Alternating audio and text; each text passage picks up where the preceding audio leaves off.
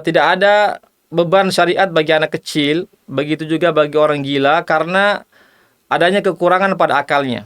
Ya, maksudnya kekurangan akalnya. Ya, akalnya belum sempurna sehingga pembebanan syariat tidak ada bagi anak kecil, begitu juga bagi orang yang gila.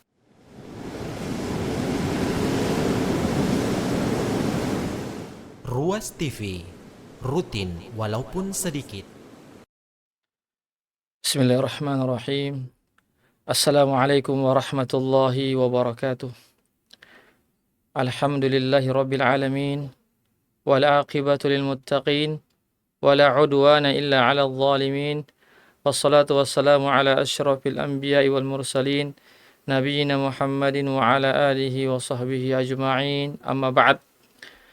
Pemirsa Ruas TV yang dimuliakan Allah Subhanahu wa taala, pertama-tama kita senantiasa memuji Allah Subhanahu wa taala dan bersyukur kepadanya atas segala limpahan rahmat dan hidayahnya sehingga kita dapat bersua kembali dalam segmen pembahasan kaidah-kaidah fikih.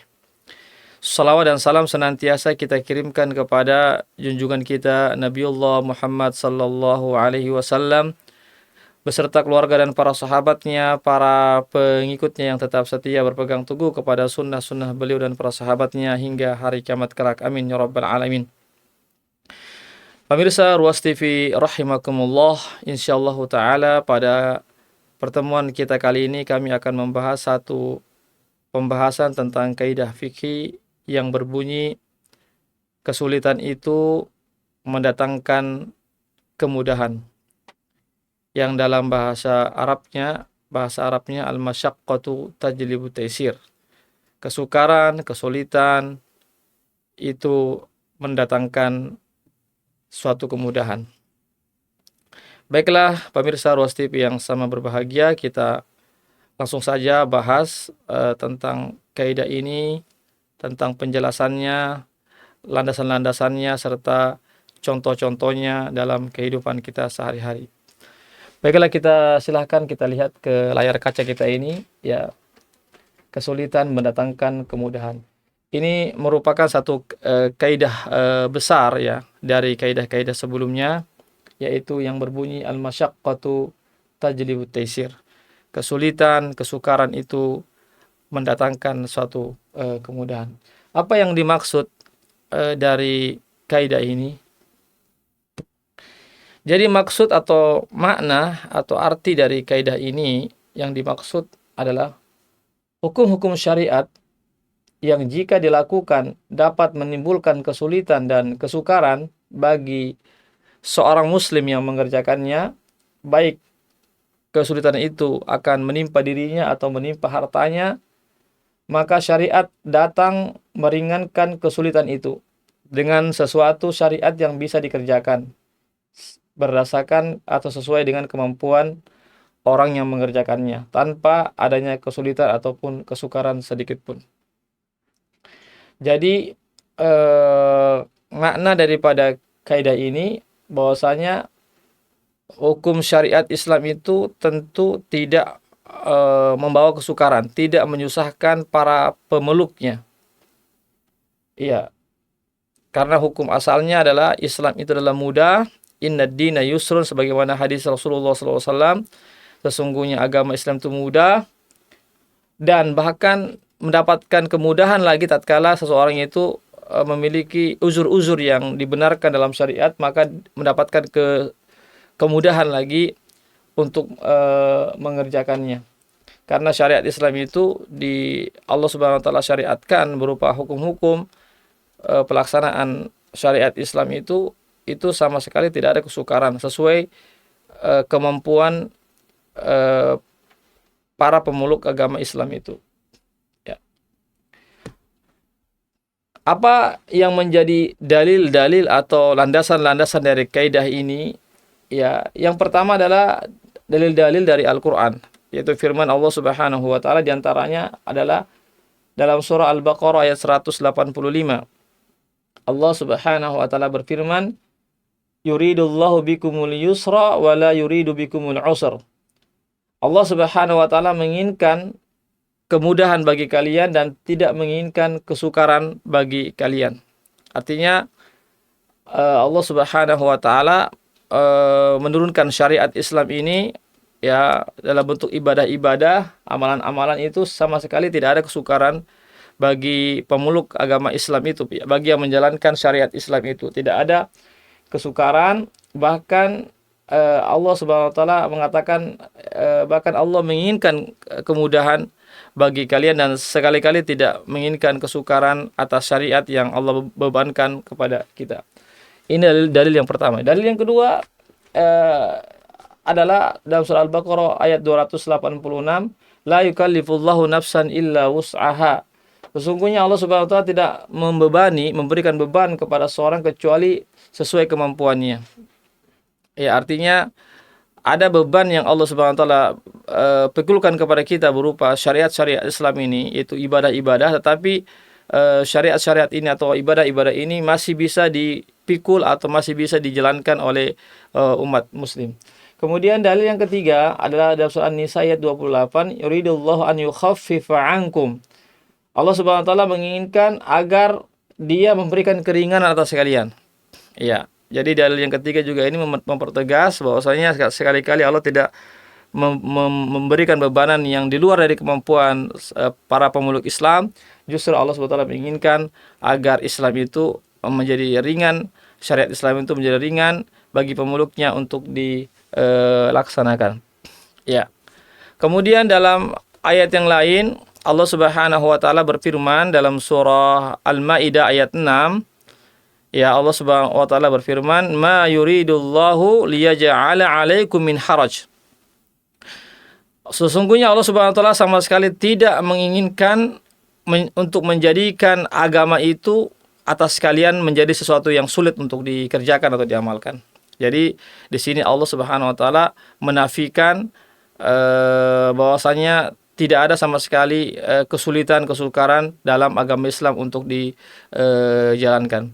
Begitu juga dalam firman Allah Subhanahu wa taala dalam surah Al-Hajj ayat 78, Allah Subhanahu wa taala berfirman, "Wa ma ja'ala 'alaikum fid dini min haraj."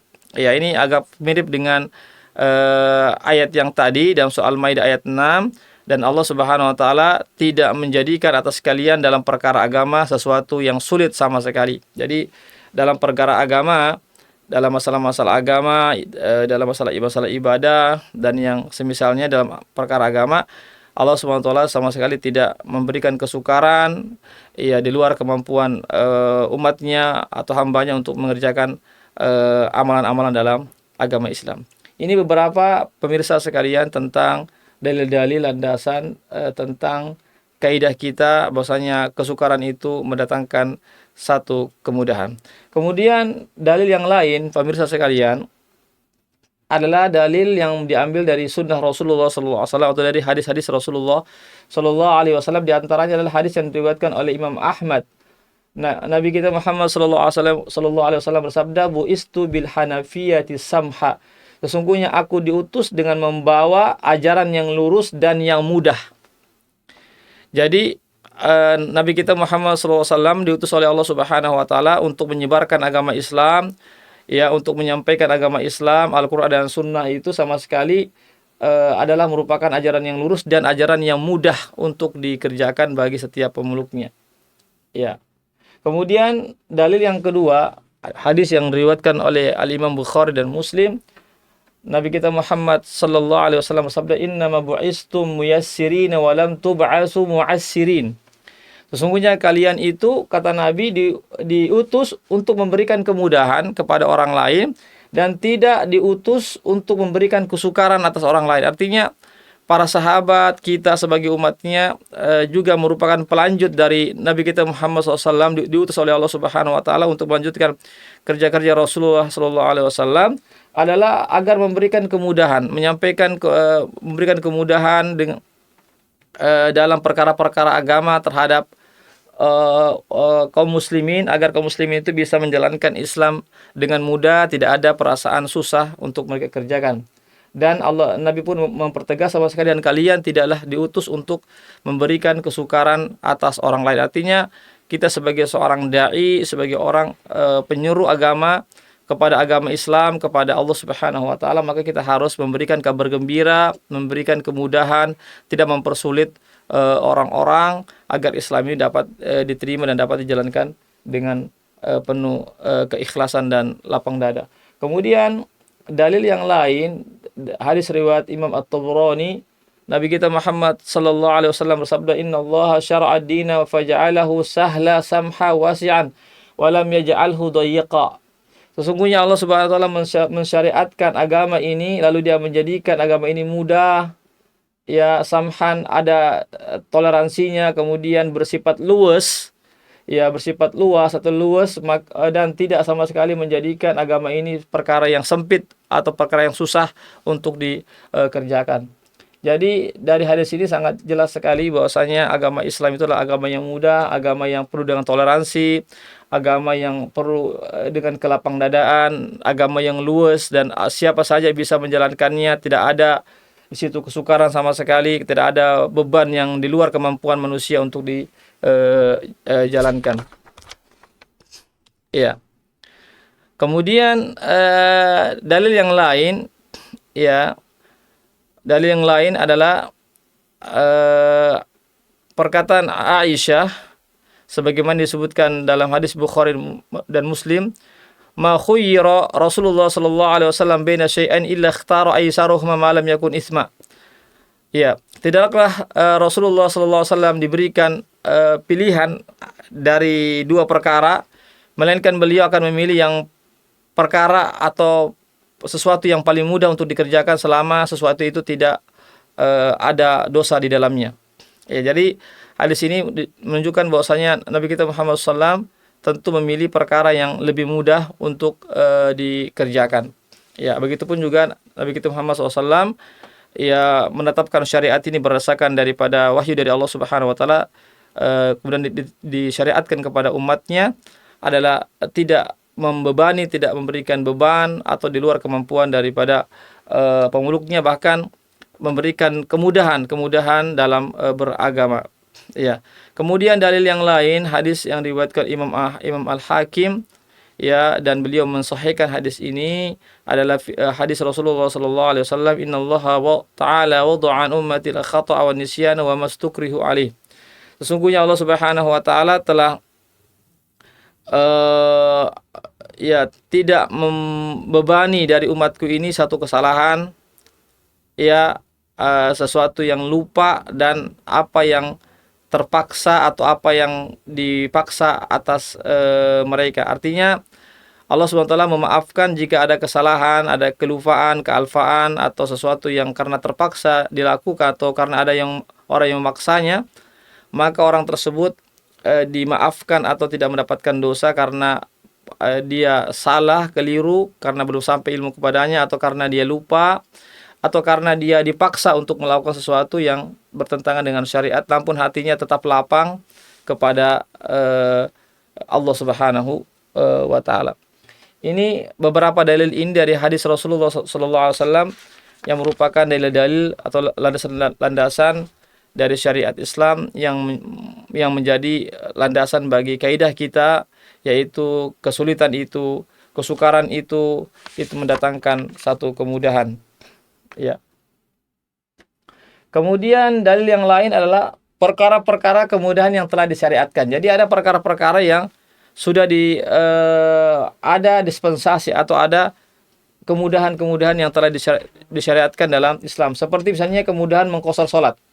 Ya, kemudahan mengqashar salat, tidak berpuasa dan menjamak salat bagi musafir. Ya, begitu juga bagi yang musafir boleh mengqashar salatnya, boleh tidak berpuasa dan boleh menjamak salatnya. Hanya saja puasa ini dia diperbolehkan untuk tidak berpuasa, tapi dia mesti mengganti di hari lainnya pada saat dia tidak melakukan safar. Ini merupakan perkara-perkara yang sudah disyariatkan bahwasanya Islam itu adalah agama yang tidak memberikan beban di luar kemampuan manusia, bahkan memberikan kemudahan-kemudahan jika terjadi hal-hal yang menyulitkan seseorang dalam hidupnya. Seperti bagi orang yang musafir tentu adalah orang yang mendapatkan kesulitan-kesulitan, ya, mendapatkan kesukaran-kesukaran pada saat musafir perjalanan jauh, maka maka mereka pun diperbolehkan untuk mengqashar salatnya, untuk menjamak salatnya, bahkan diperbolehkan untuk tidak berpuasa selama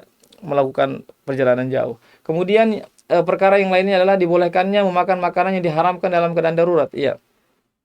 Begitu juga telah disyariatkan dalam satu syariat Islam bahwasanya dibolehkan seseorang memakan makanan yang diharamkan seperti bangkai atau yang semisalnya, tapi dalam keadaan darurat.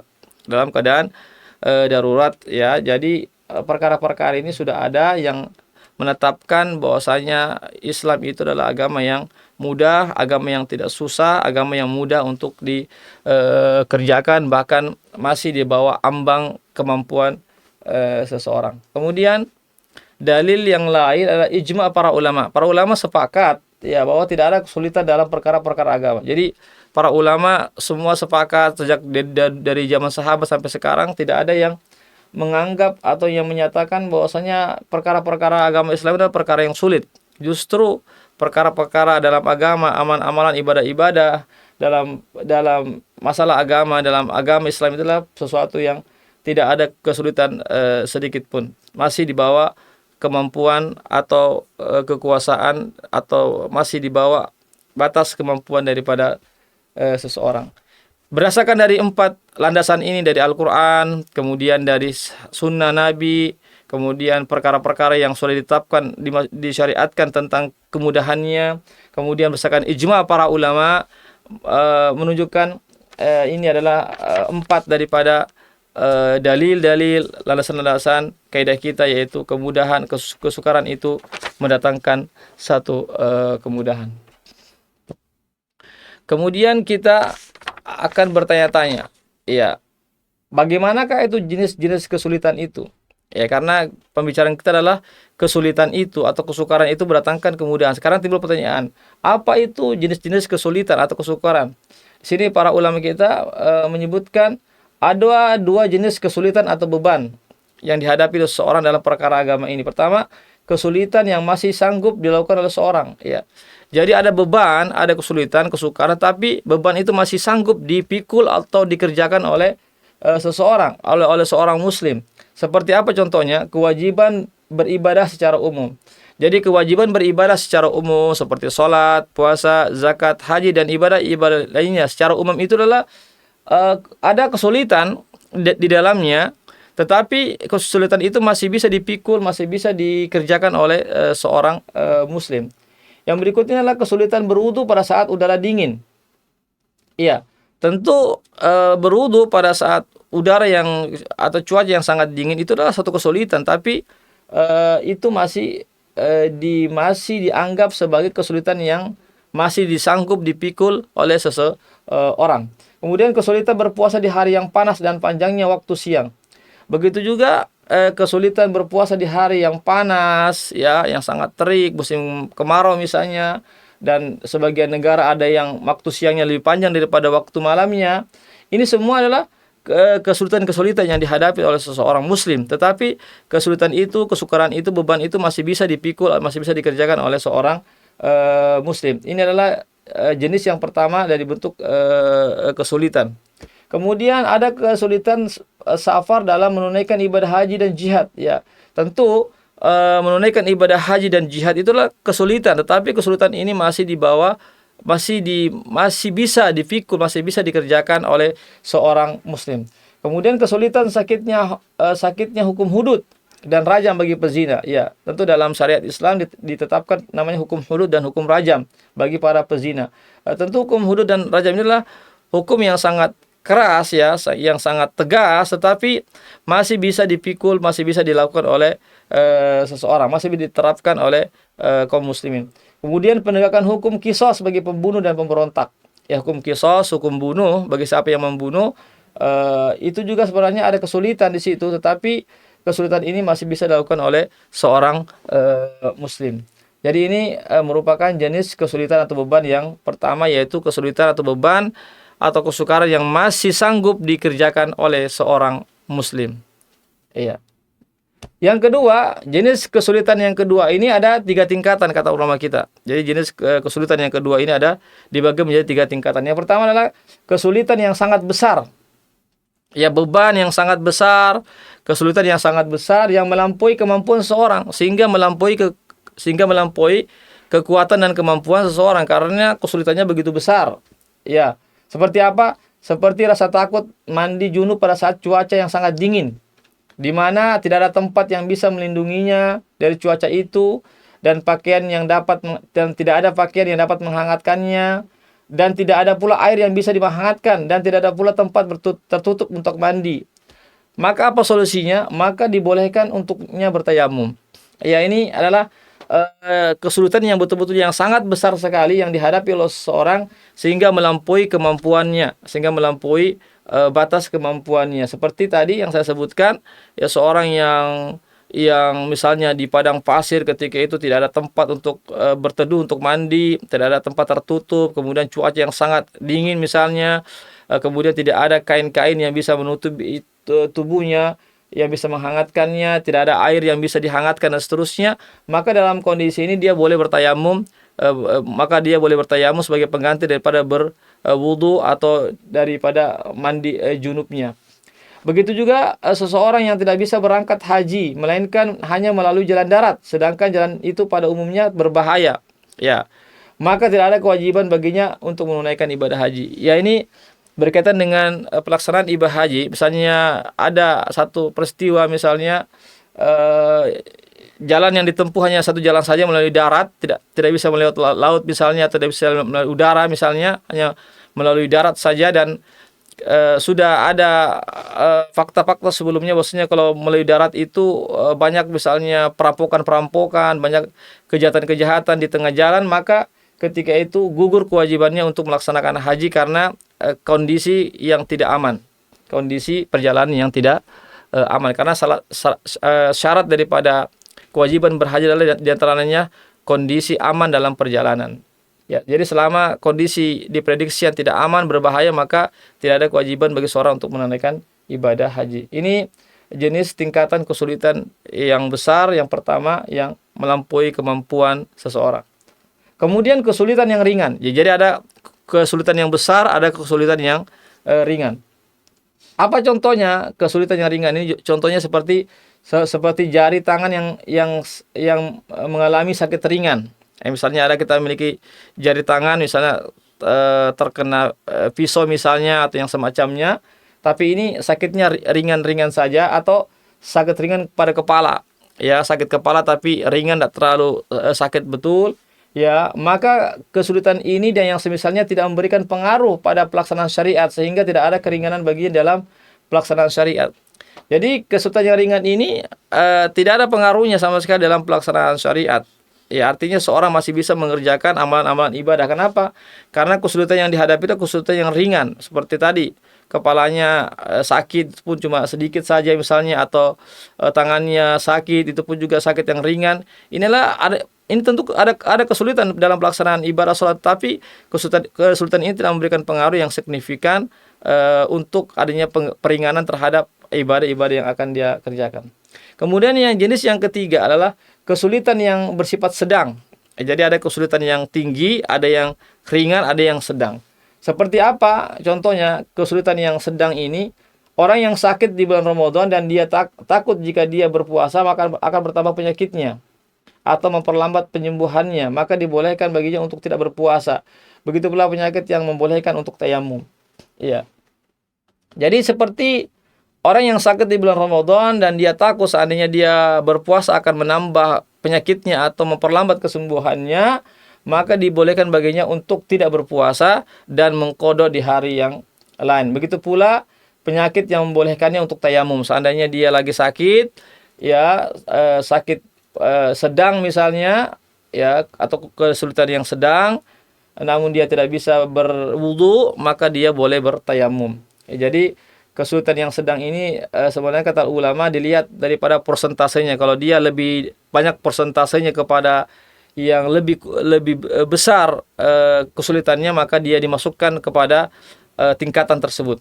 Namun jika kesulitan yang sedang ini condong lebih banyak kepada kesulitan yang ringan, maka kasusnya adalah dia tidak mendapatkan sedikit pun keringanan, ya, tidak mendapatkan sedikit pun keringanan dalam pelaksanaan ibadah karena kesulitannya itu masih menjurus kepada kesulitan yang ringan. Tapi jika kesulitannya itu berada di antara keduanya, yaitu dalam taraf yang sedang-sedang saja, maka dia tetap mendapatkan rukhsah, keringanan, kemudahan, sehingga misalnya contoh saya di sini orang yang sakit di bulan Ramadan, maka dia boleh mengkodoknya di hari yang lainnya karena dia yakin atau dia memprediksikan akan bertambah penyakitnya atau mengurangi cepatnya penyembuhan seandainya dia berpuasa. Kemudian kondisi-kondisi apa yang menyebabkan peringanan beban dalam syariat? Jadi ada kondisi-kondisi yang dengan kondisi itu ada keringanan dalam pelaksanaan syariat itu. Yang pertama, ada dua, ulama membagi dua, ada kondisi yang bersifat alamiah, ada yang kondisi bersifat non alamiah. Kondisi yang bersifat alamiah seperti anak kecil, ya. Anak kecil itu tentunya adalah sesuatu yang dibolehkan, ya, adanya keringanan bagi anak kecil, sehingga anak kecil pun tidak ada pembebanan bagi mereka untuk melaksanakan syariat-syariat ibadah. Yang kedua, orang gila. Ya, begitu juga orang yang hilang akalnya atau orang yang gila, tentu hilang kesadarannya sehingga tidak ada beban, maka tidak ada pembebanan syariat bagi dia. Begitu juga idiot. Idiot ini sebenarnya kesadarannya juga hilang, tapi dia tidak sampai gila, tetapi dia orang yang tidak bisa memahami dengan pemahaman yang baik, ya, atau tidak bisa melakukan satu perbuatan-perbuatan hukum dengan cakap. Ya, itulah yang dinamakan idiot. Maka idiot juga adalah kondisi yang menyebabkan hanya peringanan beban dalam pelaksanaan syariat. Begitu juga lupa. Ya, lupa juga mendapatkan pemaafan dari syariat ini, khususnya dalam hak-hak Allah Subhanahu wa ta'ala, sehingga jika dia melakukan karena lupa, kesalahan, maka dia dimaafkan, tidak ada dosa baginya. Tetapi kalau lupa ini berkaitan dengan hak-hak manusia, maka tetap hak-hak manusia itu harus ditunaikan. Yang kelima ada tidur. Ya, tentu orang yang tidur itu tidak ada beban baginya. Ya, misalnya dia ketiduran waktu sholat. Ya, misalnya karena kecapean sehingga dia bangun misalnya sholat subuhnya jam 7. Tapi karena itu bukan karena setiap hari, tapi karena kadang-kadang karena faktor kecapean, letih, maka ini dia sholat subuhnya di luar waktu sholat. Ya, sudah habis waktunya, tapi karena dia tertidur, tidak mendengarkan azan, maka dimaafkan. Adanya keringanan dalam syariat itu dimaafkan, tidak mendapatkan dosa, dan dia segera melaksanakan sholat meskipun sudah di luar waktu sholatnya. Kemudian pingsan. Ya, begitu juga orang yang pingsan juga adalah orang yang tidak ada beban syariat kepadanya. Karena salah satu syarat pembebanan syariat adalah memiliki akal yang sehat. Ya, atau adanya akal. Sedangkan orang yang pingsan itu adalah orang yang hilang akalnya. Maka tidak ada sedikit pun pembebanan syariat, tidak ada kewajiban syariat bagi orang yang pingsan. Kemudian budak. Ya, begitu juga budak, ya, lawan dari orang yang merdeka, perbudakan. Maka para budak ini tidak ada artinya memiliki keringanan dalam dalam melaksanakan ibadah-ibadah seperti contohnya seorang budak boleh tidak mengerjakan sholat Jumat dan boleh tidak berhaji. Ya, jadi bagi yang orang yang budak, meskipun sekarang sudah tidak ada lagi perbudakan, namun orang yang budak ini maka dia dikurangi bebannya, yaitu tidak diperintahkan untuk mengerjakan sholat Jumat, begitu juga perintah untuk berhaji. Kemudian sakit.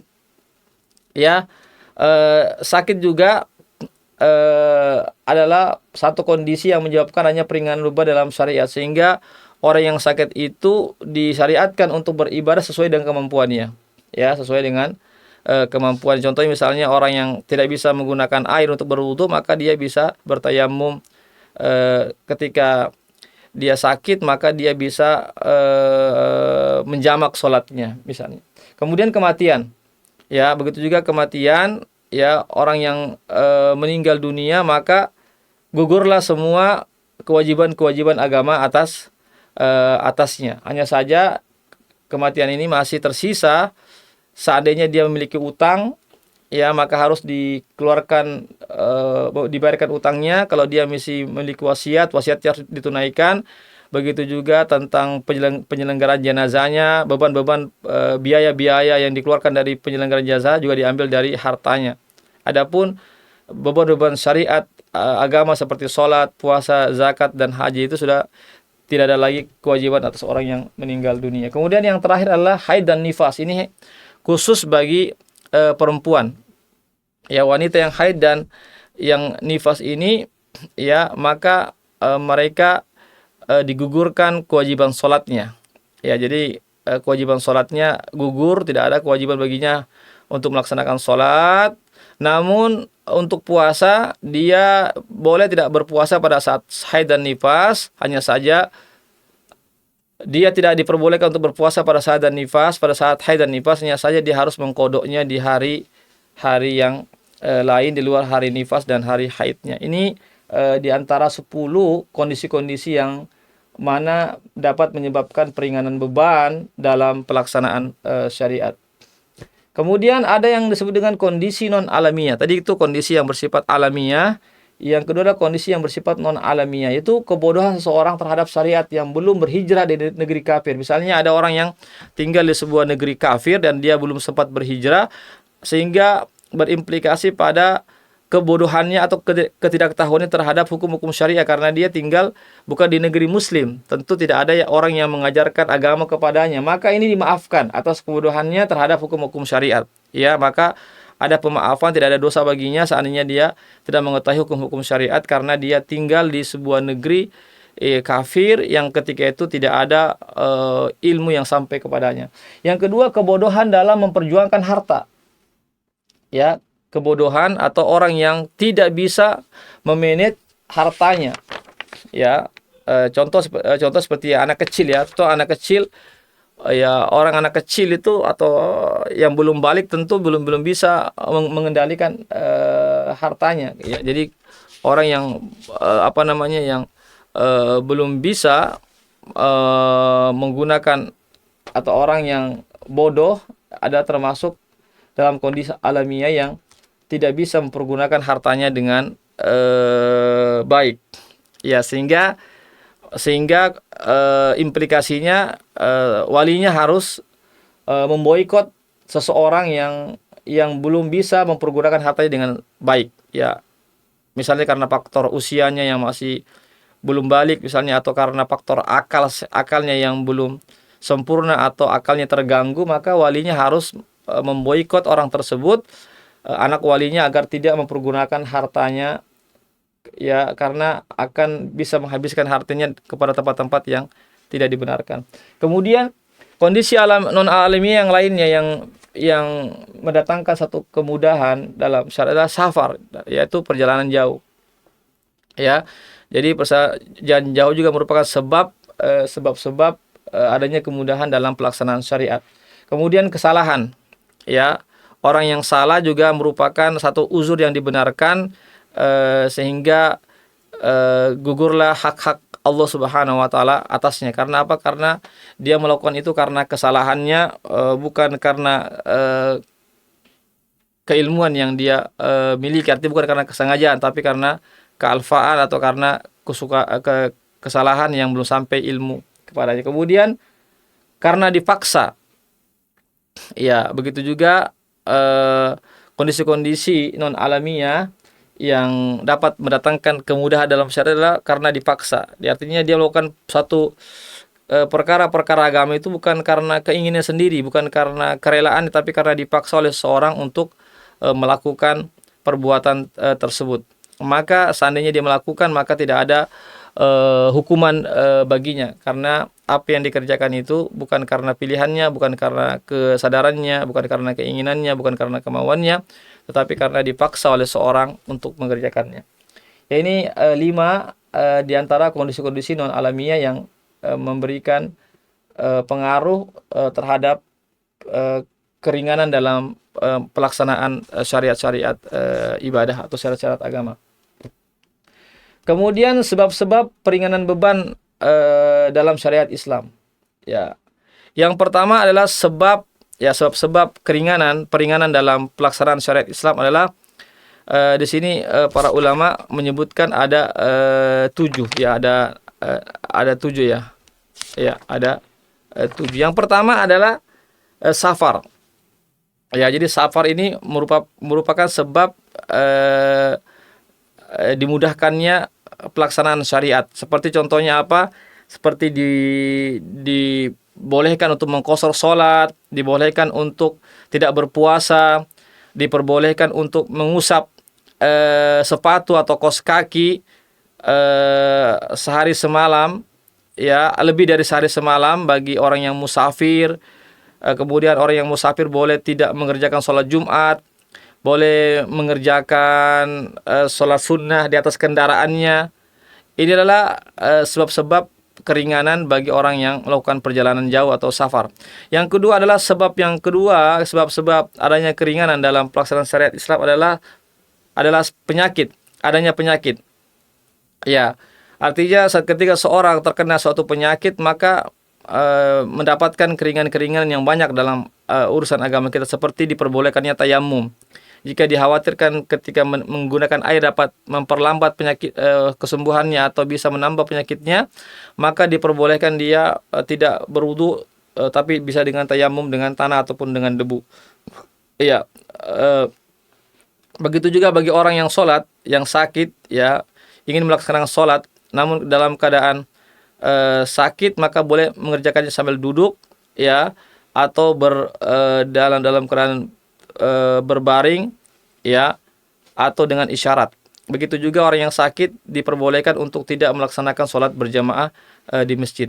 Begitu juga khususnya bagi orang tua jompo yang tidak kuat lagi berpuasa di bulan Ramadan, maka diperbolehkan dia tidak berpuasa, namun diganti dengan membayar fidyah. Ya, begitu juga diperbolehkan bagi seorang dokter untuk melihat aurat pasiennya seandainya itu bersifat darurat. Ya, yang terpaksa harus melihat aurat pasiennya, maka itu tidak mengapa seandainya itu bersifat darurat, karena harus ada penyakit yang perlu diobati pada saat itu.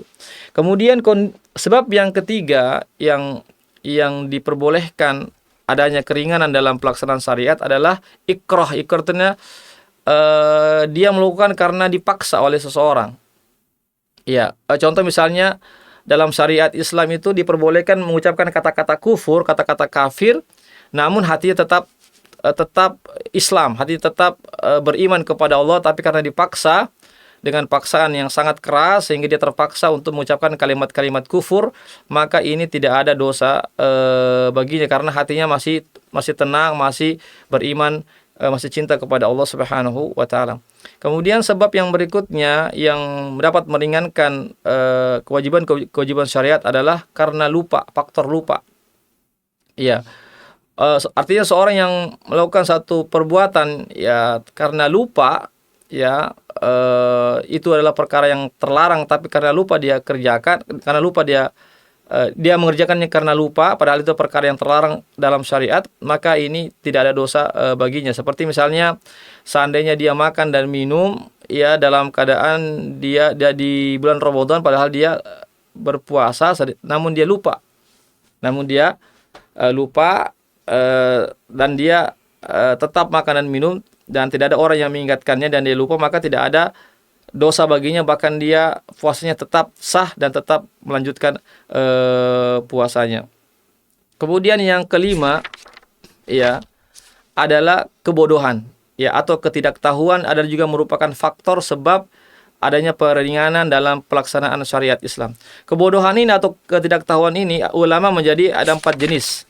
Yang pertama adalah kebodohan atau ketidaktahuan yang tidak bisa diterima. Artinya kebodohannya inilah kebodohan yang batil, yang tidak bisa diterima, yang uzurnya itu, ya, tidak diterima sama sekali. Ya, yaitu uzurnya tidak dianggap satu uzur dalam perkara akhirat. Seperti misalnya kebodohannya orang kafir tentang sifat-sifat Allah, tentang hukum-hukum akhirat. Jadi orang-orang kafir yang bodoh terhadap sifat-sifat Allah, tentang perbuatan-perbuatan Allah Subhanahu wa taala, tentang hukum-hukum akhirat, ya, maka itu kebodohannya tidak bisa diterima. Ya, begitu juga kebodohan orang-orang yang menuruti hawa nafsunya, itu juga kebodohannya tidak diterima. Ya, begitu juga kebodohannya para pemberontak juga tidak diterima.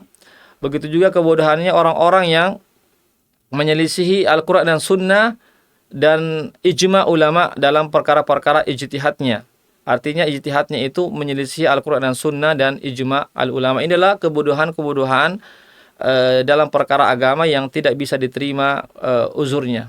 Yang kedua adalah kebodohan, ya, kebodohan yang bisa diterima uzurnya. Ya, karena adanya kebodohan ataunya karena faktor ketidaktahuan ini dalam perkara ijtihad.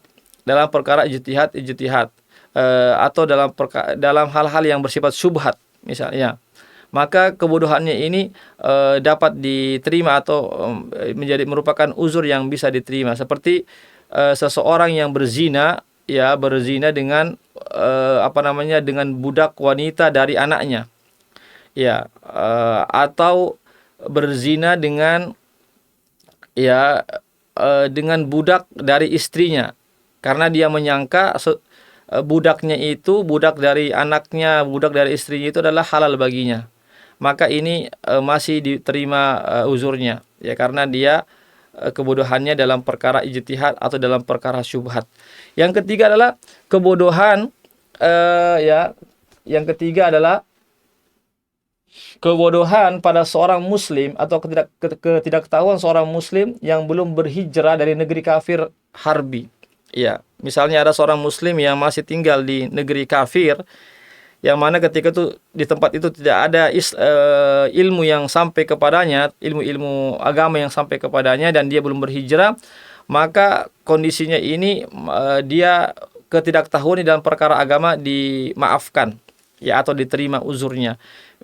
Seperti contohnya misalnya dia tidak tahu kalau misalnya meminum khamar itu adalah perkara yang diharamkan. Dia tidak tahu karena belum sampai ilmu kepadanya, karena dia tinggal di negeri kafir,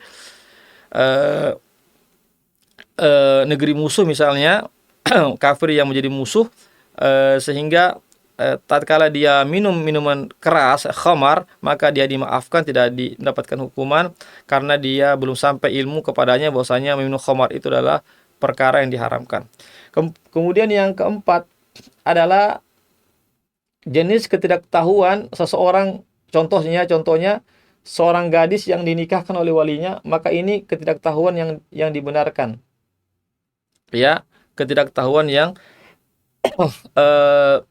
dibenarkan. Misalnya ada seorang gadis, dia tidak mengetahui, ya, bahwasanya walinya itu menikahkannya, padahal tidak sampai kepadanya pernikahan ini, ya, kabar pernikahan ini, maka dia dimaafkan. Ya, artinya kebodohannya ini dimaafkan, ya, sehingga dianggap nikahnya itu, pernikahan yang dilakukan oleh walinya itu tidak sah, ya. Karena apa? Karena belum sampai ilmu itu kepada sang gadis itu, ya.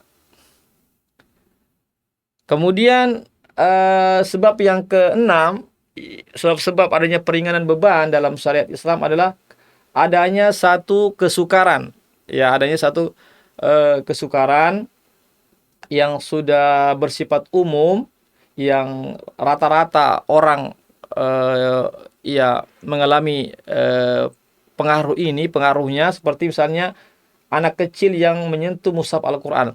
Ya, di mana-mana kan anak kecil itu ada, ya. Di mana-mana Al-Qur'an itu ada, maka anak kecil yang menyentuh Al-Qur'an itu, maka itu dimaafkan. Tidak ada dosa bagi anak kecil itu. Karena apa? Karena ini satu kesukaran dan sudah menjadi perkara yang sudah menyebar di mana-mana, bahwasanya anak kecil, ya, yang ingin belajar Al-Qur'an, ya, kemudian dia tidak berwudu misalnya, dalam keadaan berwudu, maka itu dimaafkan, tidak ada dosa baginya, ya, atau diperbolehkan untuk menyentuh mushaf Al-Qur'an. Kemudian yang ketujuh adalah kekurangan. Jadi faktor sebab yang ketujuh adalah kekurangan, ya. Dengan adanya kekurangan itulah sehingga adanya peringanan beban terhadap syariat yang dijalankan. Ya, contoh misalnya tidak ada beban syariat bagi anak kecil, begitu juga bagi orang gila karena adanya kekurangan pada akalnya. Ya, maksudnya kekurangan akalnya. Ya, akalnya belum sempurna sehingga pembebanan syariat tidak ada bagi anak kecil, begitu juga bagi orang yang gila. Sehingga urusan-urusan pengelolaan daripada hartanya itu dibebankan kepada walinya. Jadi harta anak kecil, harta orang yang gila itu diserahkan kepada walinya untuk dikelola. Ya, itu adalah ketujuh ya, ada 7 sebab-sebab atau faktor-faktor adanya peringanan beban dalam pelaksanaan syariat. Kemudian jenis-jenis kemudahan dalam syariat. Ya, jadi ada beberapa di sini jenis-jenis kemudahan dalam syariat Islam. Yang pertama, kemudahan dengan menggugurkan kewajiban. Ya, jadi adanya kemudahan yaitu melalui pengguguran atau tidak adanya kewajiban sama sekali. Ya, contoh misalnya gugurnya kewajiban sholat bagi wanita yang haid dan nifas.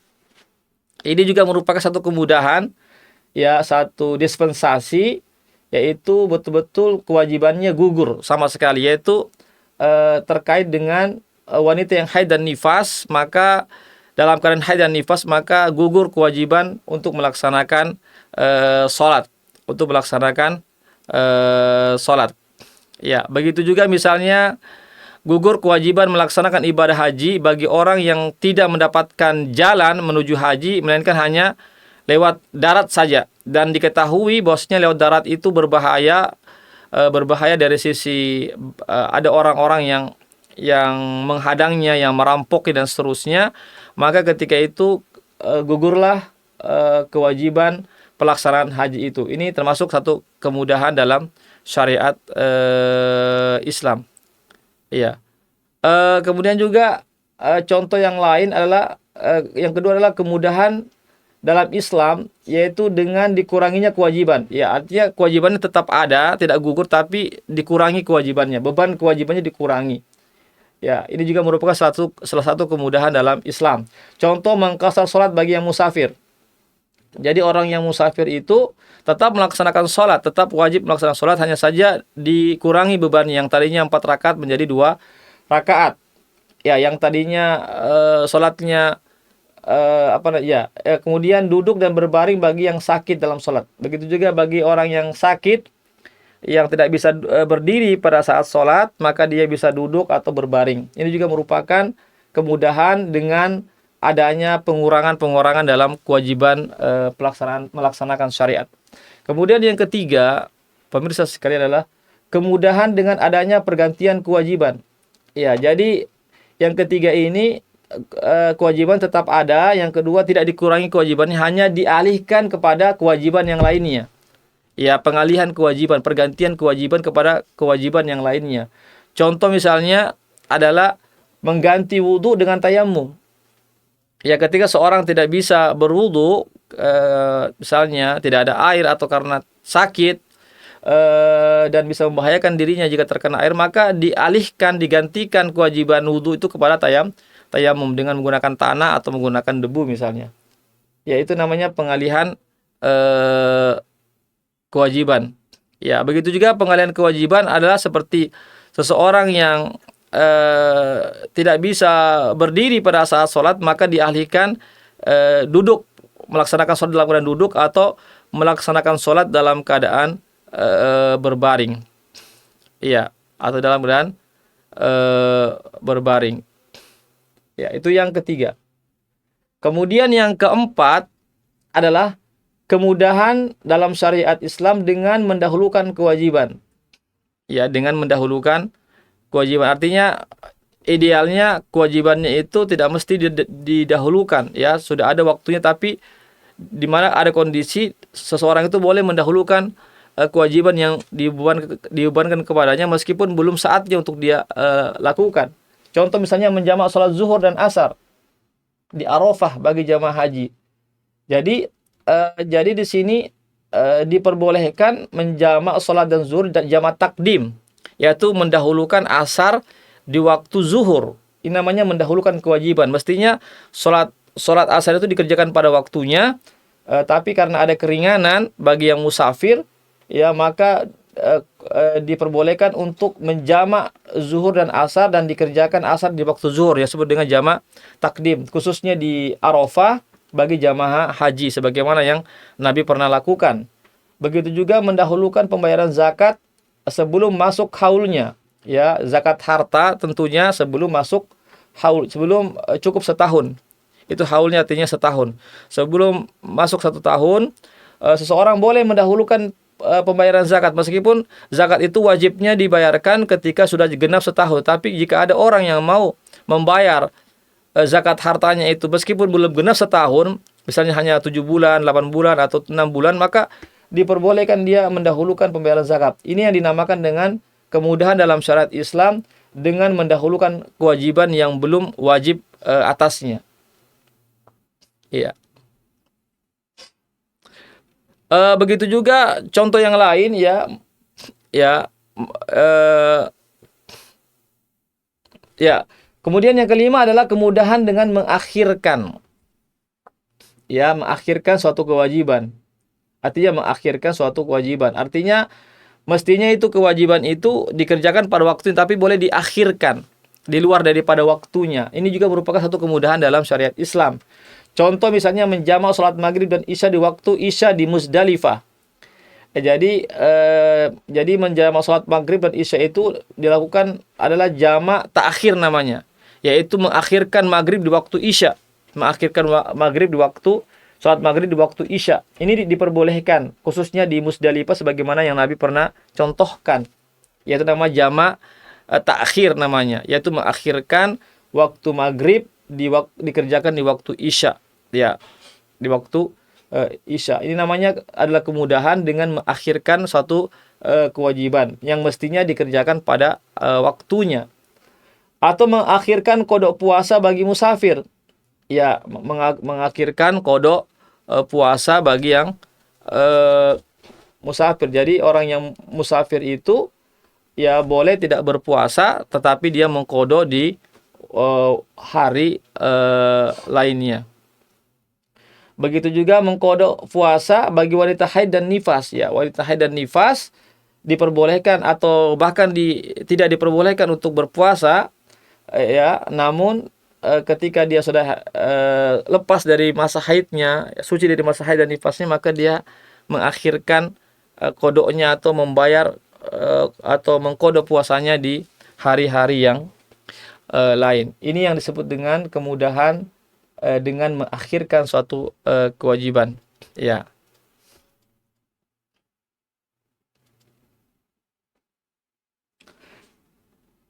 Kemudian yang keenam adalah kemudahan dalam keterpaksaan. Ya, jadi ada satu kemudahan dalam Islam, yaitu jika kita dalam kondisi yang emergensi, dalam kondisi yang terpaksa untuk kita lakukan. Contoh misalnya bolehnya minum khamar bagi orang yang sangat kehausan yang membahayakan dirinya. Jika tidak minum akan membawa kepada ancaman bagi dirinya kepada kematian misalnya. Itu seandainya tidak ada lagi minuman-minuman yang halal, yang ada cuma khamar saja misalnya, dan jika dia tidak minum akan membahayakan dirinya seperti dia akan mati misalnya, maka dia diperbolehkan untuk minum khamar karena dalam keadaan terpaksa misalnya. Atau memakan daging bangkai dan daging babi dalam keadaan lapar yang sangat dan takut kematian karena rasa lapar ataupun haus. Misalnya di sebuah tempat misalnya tidak ada makanan lagi kecuali bangkai ataupun daging babi dan dia terpaksa makannya, jika tidak maka akan menjerumuskan diri dalam kebinasaan, dalam kematian. Maka ketika itu dia mendapat kemudahan dalam syariat Islam karena ada keterpaksaan yang dia hadapi. Kemudian yang ketujuh, pemirsa Ruas TV yang sama dimuliakan Allah Subhanahu wa taala, adalah kemudahan dengan adanya pergantian. Ya, dengan adanya pergantian pergantian satu aturan, ya, pergantian satu aturan pelaksanaan ibadah, ya, pergantian aturan dalam pelaksanaan ibadah. Contoh misalnya perubahan tata cara sholat pada pelaksanaan sholat khauf. Sholat khauf ini sholat dalam perang atau orang dalam keadaan ketakutan. Ya, jadi adanya tata cara sholat ya, sebagaimana yang disebutkan dalam kitab-kitab fikih ya, tata cara sholat khauf itu berbeda dengan sholat-sholat dalam keadaan aman, ya dalam keadaan aman. Khauf karena peperangan atau yang semisalnya ya dalam keadaan genting dan seterusnya, maka di situ syariat Islam memberikan kemudahan-kemudahan, diantaranya adalah pergantian dalam bentuk tata cara pelaksanaan sholat khauf. Bahkan ada sholat khauf itu cuma 1 rakaat saja. Bahkan ada yang sampai kalau keadaan sangat genting sekali, yang tidak bisa sholat dalam keadaan menetap, maka bisa dalam keadaan berjalan. Bagi orang yang berjalan, bagi orang yang berkendaraan, maka sholat dalam kendaraannya apakah menghadap kiblat atau tidak menghadap kiblat. Jadi semuanya itu adalah merupakan kemudahan-kemudahan dalam Islam dengan adanya pergantian satu tata cara pelaksanaan satu ibadah. Demikianlah pemirsa sekalian, Ruas TV yang sama dimuliakan Allah Subhanahu wa taala, ya terkait pembahasan kita tentang satu kaidah besar, yaitu kaidah yang ketiga ini, yaitu al-masyaqqah tajlibu taisir, kesukaran itu, kesulitan itu mendatangkan kemudahan. Jadi kaidah besar ini akan memiliki turunan-turunan kaidah yang kecil atau kaidah-kaidah kecil yang termasuk dari kaidah yang besar ini. Insyaallah akan kita jelaskan nanti pada pertemuan-pertemuan selanjutnya tentang kaidah-kaidah kecil yang berkaitan dengan kaidah besar ini. Demikianlah pemirsa Ruas TV yang sama dimuliakan Allah Subhanahu wa taala, penjelasan kami terkait tentang kaidah besar, kaidah fikih besar, yaitu kesukaran itu mendatangkan satu kemudahan. Sudah kami jelaskan tentang landasannya, tentang jenis-jenisnya, tentang sebab-sebabnya, tentang contoh-contohnya. Mudah-mudahan ada manfaatnya bagi kita semuanya dan kita bisa terapkan dalam kehidupan kita sehari-hari dalam perkara-perkara agama. Dan perlu kita ketahui sekali lagi, Islam itu adalah agama yang mudah, maka hendaklah kalian bertakwa kepada Allah, menjalankan syariat Islam ini sesuai dengan kemampuan kalian masing-masing. Mudah-mudahan ada manfaatnya. Yang benar datangnya dari Allah saja, yang salah, yang khilaf dari kami, kebodohan kami dan kekurangan ilmu kami, dan dari godaan syaitan yang terkutuk. Dan kami minta ampun kepada Allah Subhanahu wa taala, dan kami mohon maaf kepada para pemirsa sekalian. Insyaallah kita akan bertemu kembali dalam segmen kaidah fikih. Baiklah, kami tutup dengan membaca doa penutup majelis. Subhanakallahumma wa bihamdik asyhadu an la ilaha illa anta astaghfiruka wa atubu ilaik. Assalamualaikum warahmatullahi wabarakatuh.